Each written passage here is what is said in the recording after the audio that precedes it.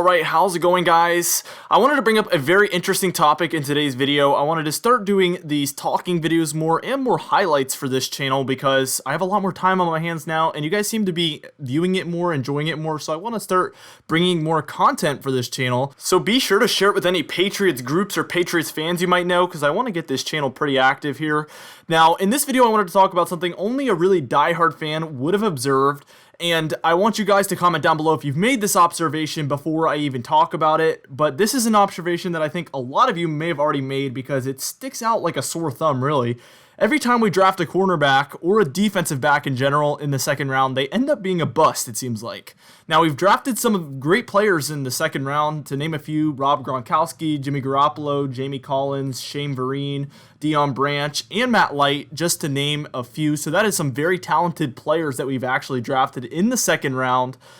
So this isn't just an all positions thing. This is more specifically a defensive back thing. I've noticed this with wide receivers a little bit too. We've had a few busts with second round wide receivers, obviously with the exception of Deion Branch. He's obviously not a bust, but outside of him, it seems like all of our wide receivers have also been busts from the second round. There's been quite a few if you've been a fan a long time, but mostly cornerbacks is actually the most obvious one here. So we're going to start with this year and move backwards in time and just make every example in the past 20 years of every single cornerback that we've drafted in the second round.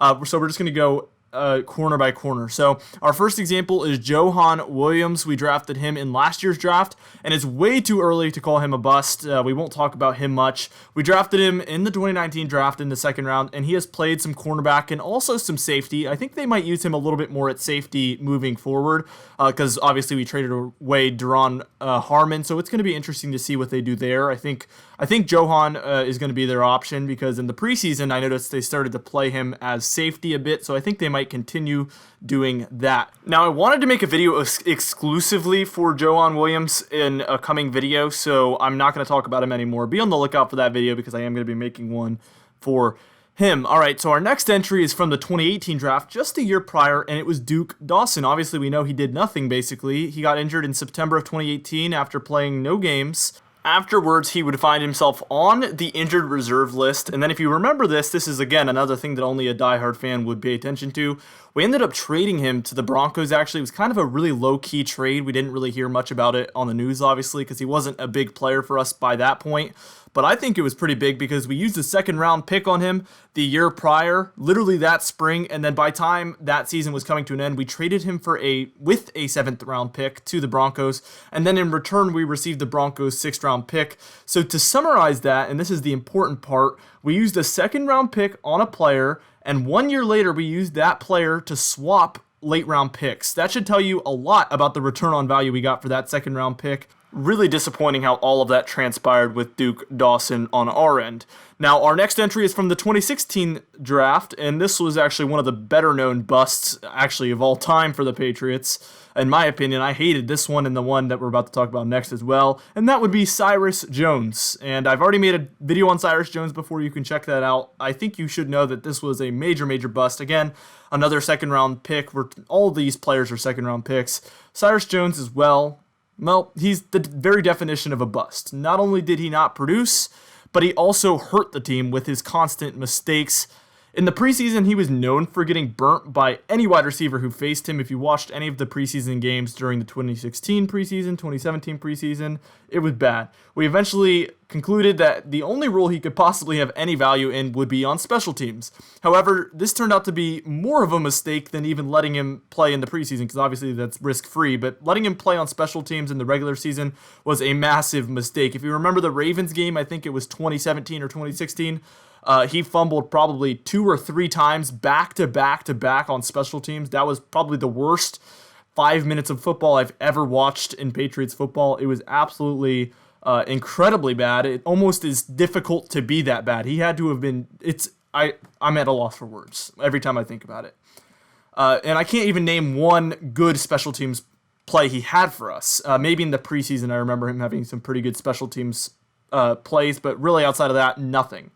He also suffered a few major injuries, and we eventually cut him, and he ended up going to the Ravens, where he actually played a little bit better for them on special teams, but still nothing above average, so definitely not worth a second round pick at whatsoever.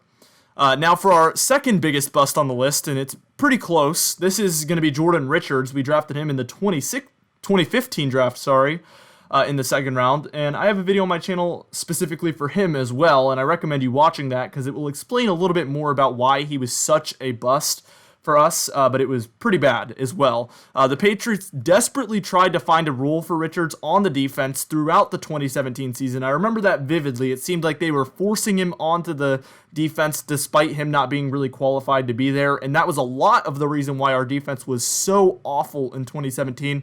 If you remember, that's the year we went to the Super Bowl against the Eagles, and the defense was definitely the weak point for the entire team that year.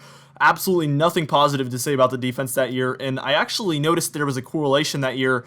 The defense actually played worse when Jordan Richards was on the field than when he wasn't on the field, and that was actually a pretty clear observation and correlation that I made there. You can check that out on the Jordan Richards video. He's probably one of the Patriots' worst defenders I can remember in recent memory that ever started. He was awful, unaware, unathletic, untalented, and an unworthy player with no right playing on an NFL team. You might think I'm overreacting a little bit with that, but please go watch the film and you will know what I'm talking about. Now, I have a few entries that I'm going to briefly talk about that were a little bit less notable and a little bit, longer ago, so we're starting to talk about less memorable players by this point. Next up is Tavon Wilson, drafted in 2012. He was an average player at best. He played most of the time at safety and some at corner. Still probably not worth the second round pick, however, but at the same time, probably not a massive bust, so he's one of actually the better players on this list. And then the year prior, in 2011, we drafted Ross Dowling in the second round. He ended up never doing anything, and he only lasted 3 years in the league. And then in 2009, we drafted two defensive backs, and these are actually the two best defensive backs that are on this list. Patrick Chung being one, and you probably know who that is because he's still on the team 11 years later, probably the best player alone on this list. And then Darius Butler as well we drafted in the second round, and he had a productive year, but he spent most of his time on the Colts, actually. And then in the year prior to that, in 2008, we drafted Terrence Wheatley, who only lasted 3 years in the league and was never productive as well, so another bust. And then in 2003, last but not least, we drafted Eugene Wilson, and he also had a very productive career at free safety. So there was 3 players that actually had productive careers on this list. Here's kind of the lineup of all of those combined. We drafted 5 complete busts at defensive back in the second round and 3 productive players. So that's already a bad ratio. 2 of them are average. I listed, what was the one player? I listed Tavon Wilson as average, and then I'm going to count Johan Williams as average just because he's not really proven to be a bust or good so far. We haven't really seen much from him yet.